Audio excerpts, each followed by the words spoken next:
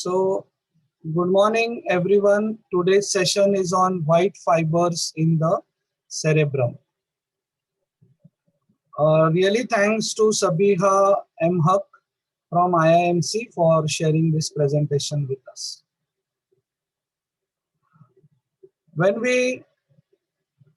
These are the learning objectives of the session, that we classify the white fibers in CNS, describe each type of fibers based on function and location, and describe the clinical manifestation of the lesion of the internal capsule.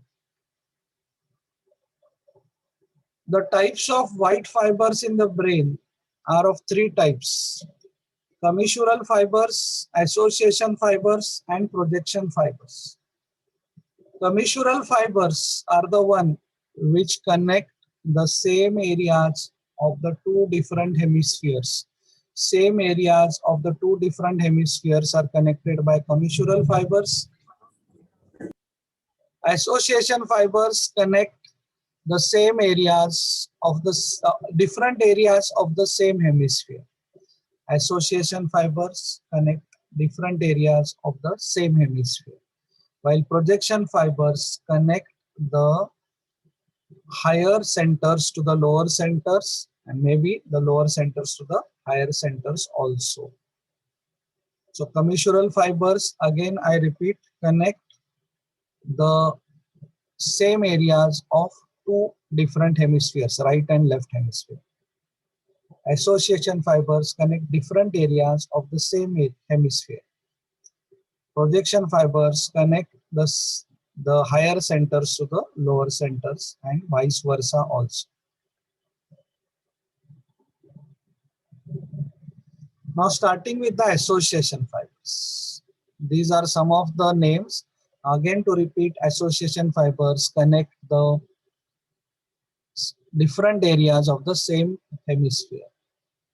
They are named as superior longitudinal, arcuate, inferior longitudinal, uncinate. They interconnect lobes on the same side.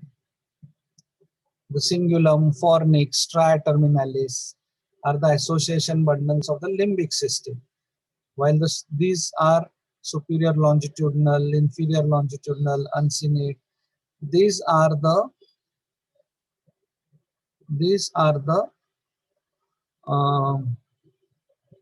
association fibers of the cerebrum. So here you can see it's a cross section of the cerebrum, where we can see the superior longitudinal fasciculus, inferior occipitofrontal fasciculus. Okay, and suddenly you can see the corpus callosum. Now these are commissural fibers. Corpus callosum is commissural fibers. Cingulum is the association fibers.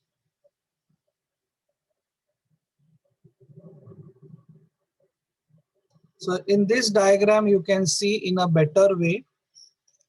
In association fibers also there are two types of association fibers: short association fibers and long association fibers.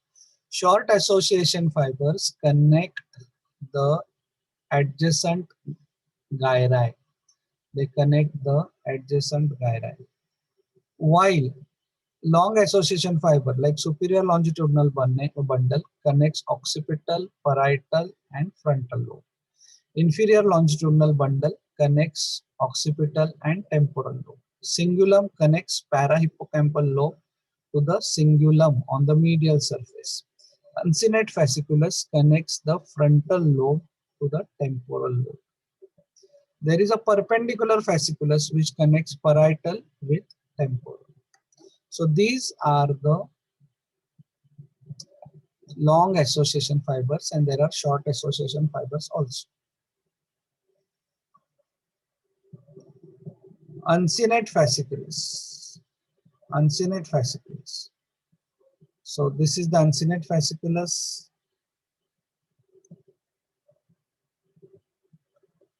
Now coming to commissural fibers. Commissural fibers connect the same areas of the brain on two sides. They connect the same areas of the brain on two sides. The longest or largest commissural fibers are corpus callosum, and there are some others also like anterior commissure, posterior commissure, habelunar commissure, which connect the old cortex on the two sides. Now let us talk about the corpus callosum, commissural fibers. The corpus callosum and the anterior commissure, which interconnect the symmetrical cortical regions. They exchange the information between the right and the left side. So many times you must have experienced that you learn something, doing something with right hand, and you don't necessarily learn to do the same thing with the left hand. But then what happens is, even if you are suddenly told to do that thing with the left hand, you are able to do it because of corpus callosum being connecting the right and the left hemispheres of the brain. Okay. So therefore, task learned by one hand can, after some transaction of commissure, once the corpus callosum is cut, then if right hand you teach something, the left hand may not be able to do. Okay. Also, the sensory data that enter only the right hemisphere cannot be put into words because of disconnection of language, because language area mostly lies in the left hemisphere. So that's why we need the commissural fibers.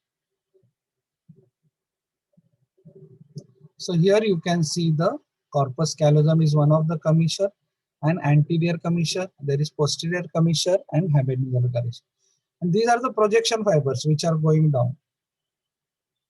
So here in the corpus callosum, you can see anterior part, which we normally called as genu, then body, and then splenium. And then you can see here fibers running like this, connecting the two frontal lobes. These fibers are called as forceps minor. Forceps minor, because they look like a forceps. Because they look like a forceps. And if you see these fibers, they are called as forceps major. They are called as forceps major.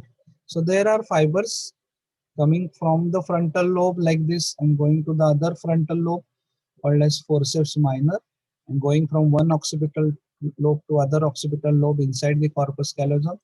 These are called as forceps major, and these fibers are called as tapetum. Other fibers of the corpus callosum running from one parietal to other parietal, one temporal to other temporal, are called as the tapetum fibers. They look like a carpet, so called tapetum. So here you can see the commissural fibers passing through the corpus callosum.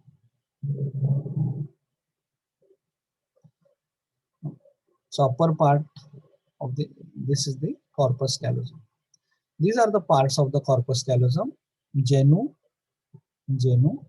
Through the genu, the forceps minor will pass, splenium, where the forceps major will pass, body.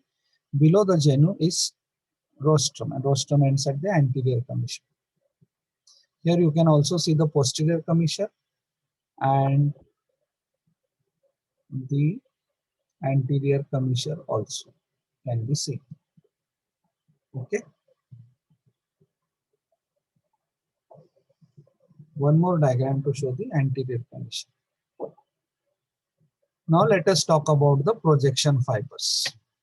Now, what are projection fibers? They connect the cerebral cortex to the subcortical areas, such as corpus striatum, thalamus, brainstem, spinal cord. And here also we have two fibers: centrifugal fibers, which go from the cortex to the centers, and centripetal fibers, which come to the cerebral cortex from the other centers of the CNS. Main projection fibers pass through the internal capsule. So it's the internal capsule from where the most of the projection fibers pass. All parts of the internal capsule contains thalamocortical fibers and corticothalamic fibers. Motor fibers include the pyramidal system that descend in the posterior limb. Okay, this corticospinal tract or the pyramidal tract, it passes through the posterior limb of the internal capsule. So small infarct in this area leads to contralateral hemiplegia. This is how internal capsule looks in a cross section. This is how internal capsule looks in a cross section. In a transverse section, this is the anterior limb, this is genu, and this is the posterior limb. Anterior limb, genu, and the posterior limb. And there are two parts. One is additional, apart from anterior limb, genu, and posterior limb, a part which goes behind to the occipital lobe called as retrolentiform part, and a part which goes to the temporal lobe which is called as sublentiform part. Sub the lentiform part, because this is the lentiform nucleus in a cross section. This is called the caudate nucleus. This is thalamus. So going behind the lentiform called as retrolentiform part, and going below the lentiform called as sublentiform part. So internal capsule lies between lentiform nucleus on the lateral side and caudate nucleus and thalamus on the medial side. So projection fibers, they constitute corona radiata, internal capsule, okay. And we have fornix and fimbriae also coming from the limbic part, that is the hippocampus. Most important bundle of the projection fibers are internal capsule and fornix. Now let us talk about internal capsule. I already told you it's a compact bundle of white fibers, projection fibers, which lies between the thalamus and the caudate nucleus medially and lentiform nucleus laterally. So this part, this is how the fibers start projecting down from the cerebrum, from the great pyramidal, giant pyramidal cells, and they go down. They go down. As they go down, they pass through the internal capsule. So this part, which looks like a fountain or like a flower, like an open flower, like a corona of a flower, is called as corona radiata. These are called as corona radiata. Then they condense down, lower down in the crus cerebri.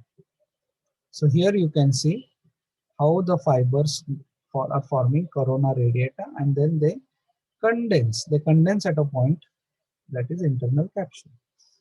So there are ascending fibers in the internal capsule, which are called as centripetal or sensory fibers, and descending fibers, which are called as centrifugal fibers. Okay. So they are basically responsible for central and motor innervation of the opposite side of the body. A small lesion can produce widespread paralytic effects, okay, and sensory loss of the opposite half. Now, arrangement of the fibers can be easily remembered if it is realized that any group of fibers within the capsule takes the most direct path, means the closest path. Whenever we also travel, we also always try to take a shortcut. So fibers passing through the internal capsule also take a shortcut. Okay. So the fibers, from the anterior part will go to the frontal lobe. To the posterior part, they will go through the parietal lobe. Okay. And those from the parietal lobe will occupy the genu and posterior limb of the internal capsule. Okay. While temporal lobe fibers will lie in the sublentiform part, and occipital lobe fibers will lie in the retrolentiform part. Okay, so this is how the internal capsule is. It's a V shape. This is internal capsule on one side. This is the internal capsule on the other side, bounded by caudate nucleus, thalamus, and lentiform nucleus. So anterior limb, genu, and posterior limb. Okay. So fibers to the frontal lobe will pass through the anterior limb. Through the parietal lobe will pass through the genu and posterior limb. To the temporal lobe will pass through the retrolentiform part. And to the occipital lobe will pass through the retrolentiform part. And to the temporal lobe, they will pass through the sublentiform part. Okay, so genu is the bend between the anterior and posterior limb, and sublentiform is below, and retrolentiform is behind the lentiform. Now let us see the fibers, ascending fibers. Ascending fibers passing through the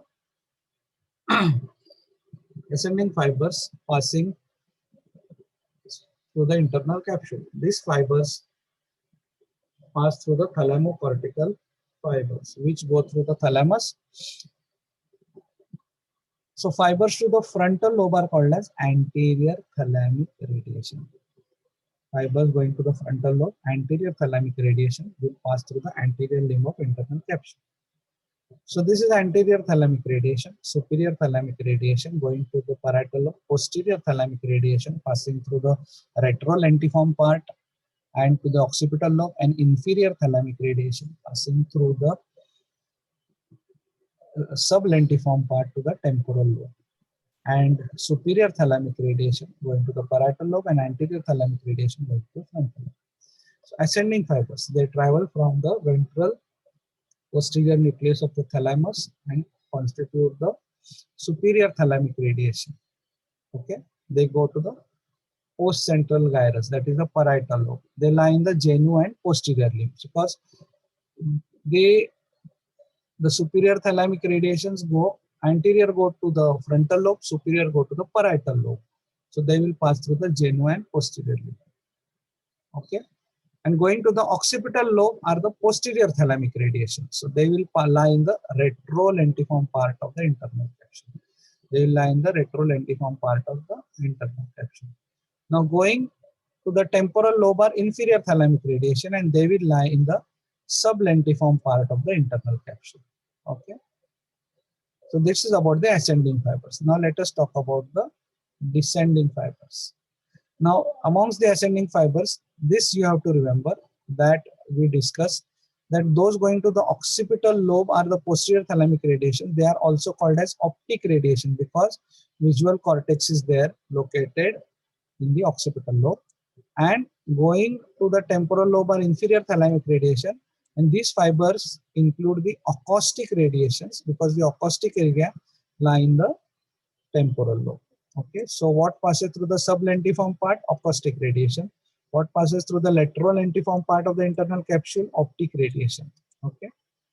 Now descending fibers, the corticonuclear fibers pass through the genu. Okay, they go to the motor cranial nuclei. They pass through the genu. Corticospinal tract, they pass through the posterior limb. They pass through the posterior limb. Fibers for the upper limb are anterior, followed by fibers for the trunk and lower limb. Corticopontine fibers. The frontopontine fibers will pass through the anterior limb, genu, posterior limb. Parietopontine will pass through the retrolentiform. Temporopontine will pass through the sublentiform. And occipitopontine will pass through the retrolentiform part of the capsule. Will pass through the retrolentiform part of the capsule.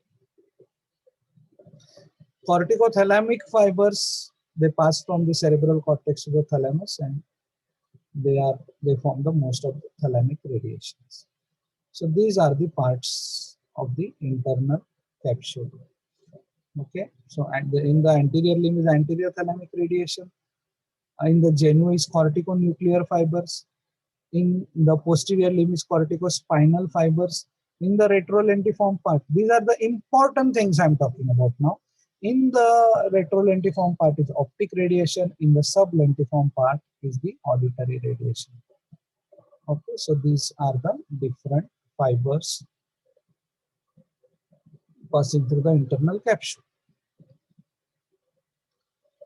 Now, this is more of a summary what passes through the anterior limb of the internal capsule, the frontopontine fibers. Now we are talking about the motor fibers which are going down through the genu, frontopontine, corticonuclear fibers. They pass through the various cranial nerve nuclei. Then posterior limb, frontopontine, and corticospinal. The pyramidal tract passes through the posterior limb.